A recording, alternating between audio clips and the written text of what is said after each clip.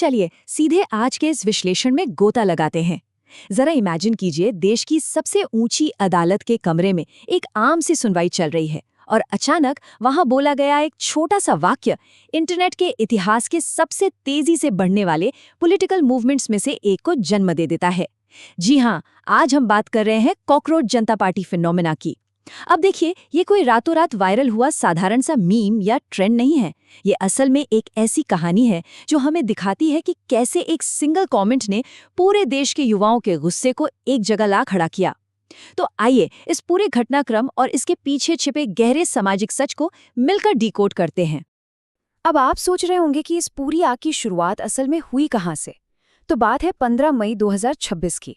Supreme court की एक open hearing चल रही थी और रिपोर्ट्स के मुताबिक वहां एक ऐसी ओरल ऑब्जर्वेशन सामने आई जिसने देश भर के युवाओं को अंदर तक झकझोर दिया। ऑब्जर्वेशन में कहा गया कि देश के बेरोजगार नौजवान कॉकरोचेस यानी तिलचट्टे जैसे हैं, जिन्हें ना तो कोई नौकरी मिलती है और ना ही प्रोफेशन में कोई जगह।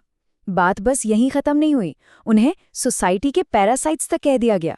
हालांकि अगले ही दिन ये क्लैरिफिकेशन आ गया था कि ये शब्द सिर्फ उन लोगों के लिए इस्तेमाल हुए थे जो फेक डिग्री लेकर लीगल प्रोफेशन में घुसते हैं। लेकिन सच कहूं तो तब तक बहुत देर हो चुकी थी। ये बयान एक चिंगारी बन चुका था और पढ़े लिखे बेरोजगार युवाओं ने इसे सीधे अपने स्वाभिमान पर हमला मान लिया था। और ये चिंगारी कितनी तेजी से जंगल की आग बनी, ये नंबर उसका पक्का सबूत है। 1.5 करोड़। 16 मई को 30 साल के एक युवक ने इंटरनेट पर बस एक सिंपल सा गूगल फॉर्म डाला और देखते ही देखते कॉकरोच जनता पार्टी यानी सीजेपी का जन्म हो गया। ये कोई बनी बनाई पॉलिटिकल पार्टी नहीं थी, बल्कि एक सटायर था, सिस्टम पर एक तीखा व्यंग। लेकिन जो रिस्पॉन्स आया वो वाकई ऐतिहासिक था। सिर्फ कुछ ही दिनों के अंदर इस आंदोलन ने इंस्टाग्राम पर 15.5 करोड़ फॉलोअर्स का आंकड़ा पार कर लिया। लिटरली इसने इंटरनेट पर मौजूद देश की सबसे बड़ी राजनीतिक पार्टियों के फॉलोअर्स की संख्या को भी पीछे छोड़ दिया। ये कोई मामूली नंबर नहीं है, ये एक बहुत बड़े सामूहिक गुस्से का सीधा सीधा प्रदर्शन था। इस मूवमेंट की जो नींव थी वो वाकई बड़ी दिलचस्प थी। कॉकरोच जनता पार्टी का नाम ही सत्ताधारी पार्टी के नाम पर एक गहरा तंज था। इनकी टैगलाइन थी आलसी और बेरोजगारों की आवाज, और इन्होंने बाकायदा अपना एक एलिजिबिलिटी क्राइटेरिया भी सेट किया था कि भाई सदस्य को बेरोजगार होना चाहिए, आलसी होना चाहिए और हमेशा ऑनलाइन रहने वाला व्यक्ति होना चाहिए। मतलब ये सब एक मजाक की तरह शुरू हुआ था, लेकिन सबसे हैरान करने वाली बात यह है कि महबूबा मुफ्ती और कीर्ति आजाद जैसे बड़े बड़े राजनेताओं ने भी इससे जुड़ने की बात कह दी। एक इंटरनेट का व्यंग्य धीरे धीरे इलेक्टोरल पॉलिटिक्स की तरफ बढ़ने लगा था। चलिए अब बात करते हैं सतह के नीचे के डेटा की। आखिर 1.5 करोड़ लोग अचानक किसी इंटरनेट जोक से क्यों जुड़ गए? ये गुस्सा एकदम से हवा में तो नहीं पनपा था ना। इसके पीछे एक बहुत बड़ा और सीरियस डेटा छुपा है। डेटा में एक बहुत बड़ा और साफ अंतर देखा जा सकता है। अगर हम ओवरऑल राष्ट्रीय बेरोजगारी दर देखें तो वो सिर्फ 5.1% नजर आती है। सुनने में ये आंकड़ा काफी नॉर्मल और कंट्रोल में लगता है, लेकिन जैसे ही हम फोकस शिफ्ट करके सिर्फ युवाओं यानी 15 से 29 साल के लोगों का डेटा देखते हैं तो पीएलएफएस रिपोर्ट के अनुसार ये दर छलांग लगाकर सीधे 15.2% हो जाती है, जो कि राष्ट्रीय औसत से लगभग 3 गुना ज्यादा है। और यहीं वो सारा खेल छिपा है, जो कागजों में तो शायद ठीक लगता हो, लेकिन असलियत में युवाओं के लिए एक भयानक सपना बन चुका है। और अगर हम इसे थोड़ा और बारीकी से देखें तो सिचुएशन और भी ज्यादा डराने वाली हो जाती है। शहरी और शिक्षित युवाओं के लिए यही बेरोजगारी दर लगभग 17% के आसपास पहुंच जाती है, और अगर बात युवा शहरी महिलाओं की हो तो ये आंकड़ा 20% को भी पार कर जाता है। जरा सोचिए, एक युवा जो शहर में रह रहा है, पढ़ा लिखा है, फिर भी उसके पास नौकरी नहीं है। ये सिर्फ एक परसेंटेज नहीं है, ये लाखों टूटे हुए सपनों का रिफ्लेक्शन है। लेकिन असल में गहराई में जाने पर पता चलता है कि असली समस्या सिर्फ बेरोजगारी नहीं है। समस्या डिग्रियों की कमी की नहीं, बल्कि स्किल्स की कमी की है। अलग अलग रिपोर्ट्स बताती हैं कि हमारे देश में 57.4% ग्रेजुएट्स अनएम्प्लॉयबल हैं। इसका सीधा सा मतलब है कि उनके पास हाथ में डिग्री तो है, लेकिन नौकरी करने लायक जरूरी स्किल्स नहीं हैं। केवल 42.6% युवा ही ऐसे हैं जिन्हें सीधे काम पर रखा जा सकता है। ऐसा लगता है जैसे हमारा एजुकेशन सिस्टम युवाओं को थोक के भाव डिग्री तो थमा रहा है, लेकिन उन्हें रियल जॉब मार्केट के लिए बिल्कुल तैयार नहीं कर रहा। और जो हमारे टेक्निकल इंस्टीट्यूट्स हैं, जिनसे हमें सबसे ज्यादा उम्मीदें होती हैं, उनका हाल तो और भी बुरा है। 33%। जी हाँ, ये आंकड़ा आईटीआई ग्रेजुएट्स की एम्प्लॉयबिलिटी का है, यानी वहां से निकले हर 100 में से सिर्फ 33 बच्चों के पास ही नौकरी के लायक स्किल है। पॉलिटेक्निक का हाल भी लगभग ऐसा ही है। अब आप ही बताइए, जब पढ़ाई और असल नौकरी के बीच इतनी बड़ी खाई हो, तो युवाओं के अंदर ये फीलिंग आना एकदम स्वाभाविक है कि इस पूरे सिस्टम ने उन्हें अपने हाल पर अकेला छोड़ दिया है।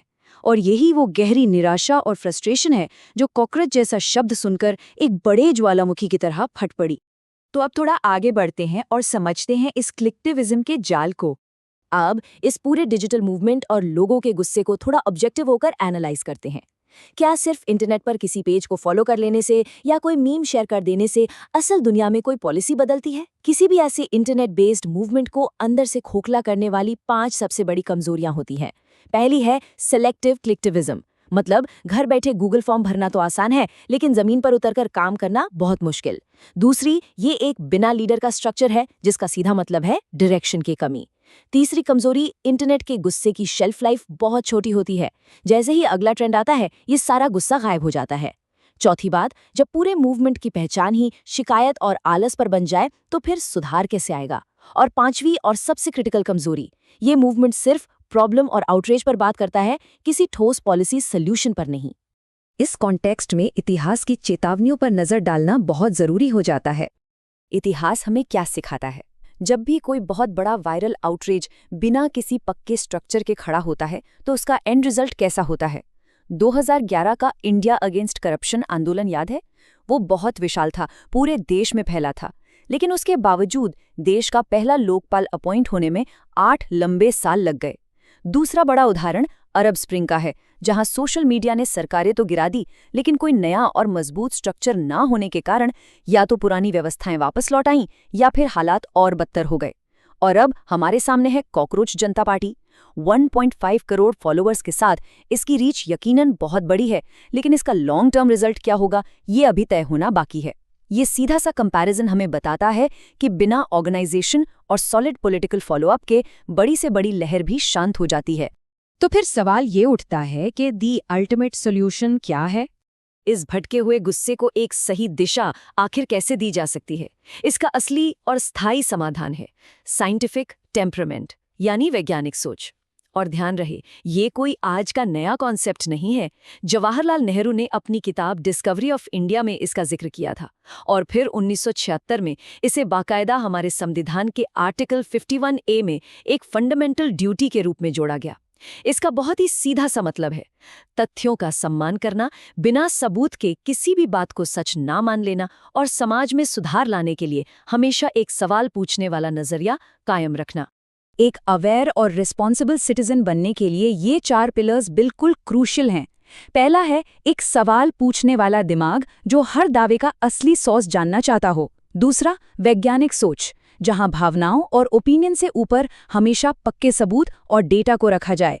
तीसरा पिलर है क्रिटिकल थिंकिंग, जिसका मतलब है कि सिर्फ दूसरों की नहीं बल्कि अपने ही मूवमेंट और अपनी ही सोच की कमजोरियों को भी एक्सेप्ट करना और पहचानना। और चौथा पिलर है सामाजिक जिम्मेदारी, यानी सिर्फ बैठकर शिकायत करने के बजाय अपने समाज को बेहतर बनाने के लिए एक्टिवली काम करना। तो इस साइंटिफिक टेम्परामेंट को हम और आप अपनी डेली लाइफ में कैसे ला सकते हैं? बहुत ही सिंपल है। हमें हर संस्था से, चाहे वो सरकार हो, मीडिया हो या फिर खुद ये सीजेपी मूवमेंट ही क्यों ना हो, ये 4 क्रिटिकल सवाल पूछने की आदत डालनी होगी। पहला, जो कहा जा रहा है उसका सबूत क्या है? दूसरा, एक्चुअल डेटा क्या कहता है? तीसरा, इस पूरे नैरेटिव से असल में फ़ायदा किसका हो रहा है? और चौथा और सबसे ज़रूरी सवाल, क्या मैं खुद अपनी जगह पर गलत हो सकता हूँ? जिस दिन हम ये सवाल पूछना सीख जाएंगे ना, यकीन मानिए कोई भी हमें झूठे वादे नहीं बेच पाएगा और ना ही मिस इन्फॉर्मेशन का शिकार बना पाएगा। और अब आते हैं सबसे अहम हिस्से पर, आउटरीच को आउटपुट में बदलना। इस अभूतपूर्व वायरल एनर्जी को, इस असीम गुस्से को एक पक्के सिस्टमैटिक बदलाव में कैसे बदला जाए?